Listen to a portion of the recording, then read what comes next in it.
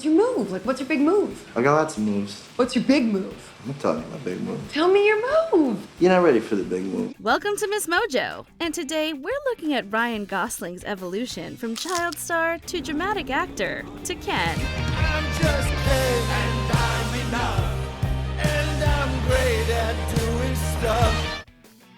Part 1. Can't wait to grow up. Born in Ontario, Canada at the dawn of the 80s, Ryan Gosling spent much of his youth on the road due to his father's job as a traveling salesman. Even as a kid, we never really had a house. We always lived in apartments, or we were always moving. With his family's lives revolving around the Mormon church, Gosling wasn't allowed to watch films unaffiliated with the Bible. He nonetheless managed to see Dick Tracy, one of his earliest acting influences. Who set me up, huh? Talk, you cockroach, talk.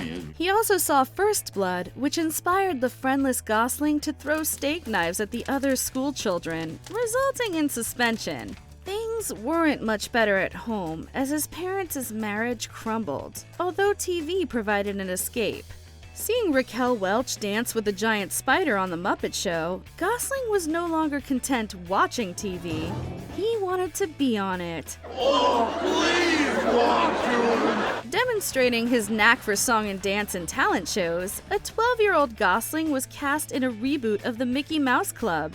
He performed alongside fellow rising stars Britney Spears, Christina Aguilera, and Justin Timberlake.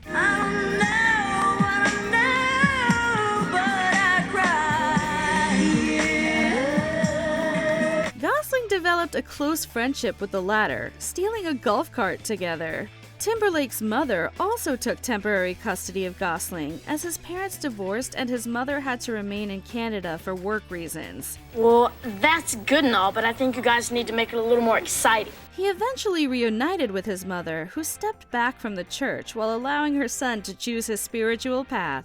Gosling was raised alongside his sister Mandy, calling her his best friend and hero growing up. The child actor otherwise had few friends until his early teens, calling himself a lonely child. Don't go running and tell 'em what you see, 'cause I'll box your ears. Don't need them ladies fussing over it. As much as he loved being a Mouseketeer, Gosling felt his co-stars were more gifted. That didn't stop him from finding work. Gosling is among the few actors to appear in episodes of both Are You Afraid of the Dark and Goosebumps. That was close. That was too close. I'm never, ever doing anything like that again. By 17, Gosling had dropped out of high school to pursue acting full-time, starring in the teen dramedy Breaker High and playing the lead in Young Hercules. Unsatisfied portraying one character for an extended period, Gosling branched out to feature films. This is another one of those UFO landing sites? I'll kill you. It's better. Following the little scene Frankenstein and Me, Gosling hit the silver screen running as football player Alan Bosley in Disney's Remember the Titans. Although this supporting role showcased his potential as a dramatic actor, Gosling sought to distance himself from his former child stardom, taking on darker parts. This one, I don't even have to ask, but I will. What do you think of this one? Part 2. A serious actor. Since Gosling hated being a kid, it makes sense why he'd be eager to tackle adult characters. The Believer marked Gosling's first film as a lead, playing a neo-Nazi from a Jewish upbringing. We have nothing to learn from these people. You should be learning from us. And what should we learn from you, Daniel?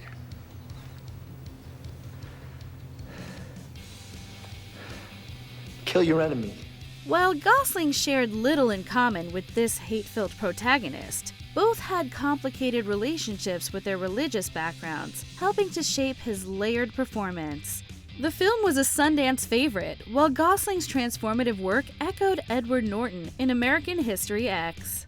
And God said to Avram, take yourself away from your land, away from the place you were born, away from your father's house, and go to a new land. After starring in The Slaughter Rule, The United States of Leland, and Murder by Numbers, briefly dating co-star Sandra Bullock, he rose to mainstream recognition as Noah Calhoun in the sleeper hit The Notebook. This tearjerker was even more in the zeitgeist thanks to Gosling's off-screen relationship with co-star Rachel McAdams. Would you just stay with me? Look at us, we're already fighting. Well, that's what we do. We fight. Just as Noah and Allie get off on the wrong foot, Gosling recalls him and McAdams bringing out the worst in each other on set. Yet, it wasn't long until they were a real-life item, accepting the MTV Movie Award for Best Kiss with another iconic smooch. It was my pleasure. Thank you very much, buddy. When Gosling's next film, Stay, bombed at the box office, he revisited the indie scene as Dan Dunn in Half Nelson. Gosling played a teacher trying to keep a sharp young student away from the drug world. We are sinners, but we can strive to be good. Just not in nature itself, I guess. Considering that Dunn himself has a substance issue, he's not exactly a role model, but he still feels responsible for his students. Earning comparison to a young Marlon Brando, Gosling won the Indie Spirit Award for Best Male Lead. I've been trying to make a movie like this for a long time, and I really appreciate you letting me be a part of it. I'm really proud to be a part of it. Thank you. Given the film's minuscule budget and release, some wondered if Half Nelson would be on the Academy's radar.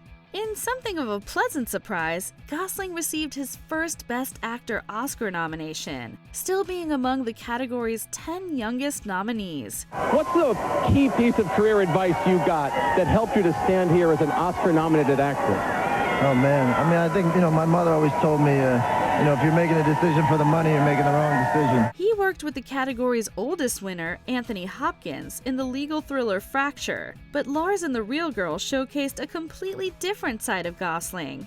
Channeling Jimmy Stewart in Harvey, Gosling unleashed his inner goofiness as a man who falls in love with a real doll. At the same time, Gosling infused the character with quiet sadness and sincerity, making us care about Lars and his real girl. Gosling was the real deal, although his career slowed down before shining brighter than ever. I was hoping the winter was over. No, it's just a thaw. Winter isn't over till Easter. Part 3. You Never Shined So Brightly. Gosling was set to play a grieving father in The Lovely Bones. Despite gaining 60 pounds for the role, Gosling was unfortunately fired and replaced with Mark Wahlberg because he never discussed his physical transformation with director Peter Jackson prior to filming. I just showed up on set and I'd gotten it wrong, clearly. But, Did you? And then I was fat and unemployed. Did you? Gosling took a 3-year hiatus from acting. During this time, his romantic relationship with McAdams officially ended. Gosling remained in the public eye while the infamous Hey Girl meme set the internet ablaze and brandished his musical talents as one half of the rock duo Dead Man's Bones.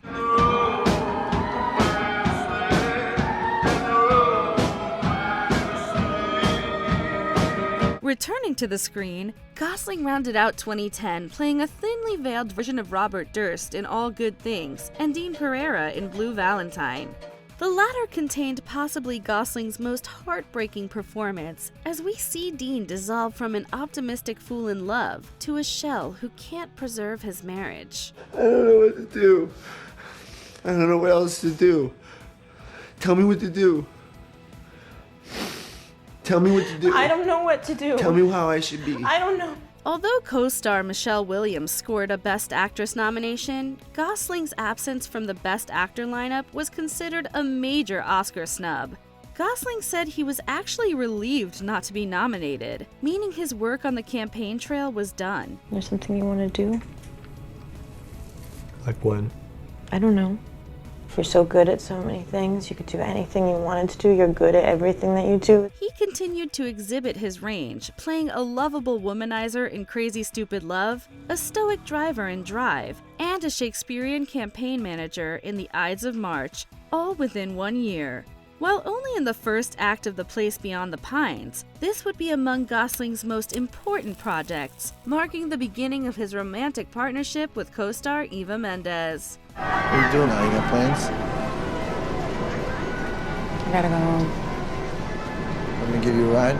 Following roles in Gangster Squad and Only God Forgives, and a producing credit for White Shadow, Gosling made his directorial debut with 2014's Lost River. I just started shooting by myself over the course of a year with the camera and collecting images, and then eventually like the actors came on board and we got a little money and we had a crew and we were making the movie. That same year, Gosling and Mendes welcomed their first of 2 daughters.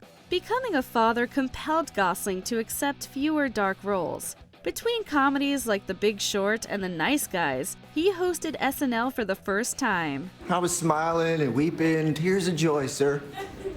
All right, well, now this miffs me a little bit. In 2016, Gosling reunited with co-star Emma Stone for the 3rd time in La La Land, a modern musical in the nostalgic spirit of Fred and Ginger.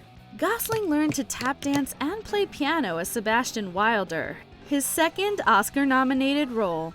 I don't care if I know just where I will go, 'cause all that I need's that crazy feeling like that tat-tat on my heart. Although he didn't win, Gosling got to go on stage when La La Land won Best Picture for a few minutes. The notorious mix-up gave us many memeable moments, but nothing tops the image of Gosling giggling as the audience watched in horror. The way everyone was talking amongst themselves, it felt like someone had a heart attack or worse, and it felt like someone was in danger. And then I found out that they just read the wrong name. This photo sums up Gosling in a nutshell. He takes his work seriously, but isn't afraid to laugh at himself or the industry. After revisiting his silent yet strong side in Blade Runner 2049, First Man, and The Gray Man, Gosling went all out on his silly side as Ken. He decided to star in Barbie after he found his daughter's Ken doll face down in the mud. I texted it to Greta and I said, I shall be your Ken. For his story must be told. Before we continue, be sure to subscribe to our channel and ring the bell to get notified about our latest videos. You have the option to be notified for occasional videos or all of them. If you're on your phone, make sure you go into your settings and switch on notifications. Gosling molded Ken from Barbie's most glorified accessory to a scene stealer, resulting in the coolest Oscar nomination of his career. His most recent film, The Fall Guy, shines a spotlight on the unsung heroes who are stunt performers, although Gosling is now ironically one of the most recognizable faces in Hollywood. Is that Jodie? Yes, it's Jodie. Did she say something about me? Stop with your face. Stop it. Stop it. Whether starring in a film as serious as Blue Valentine or playing a character as dim-witted as Beavis, Gosling has proven on his road from Mouseketeer to A-lister that he's more than Knuff. Ken is me!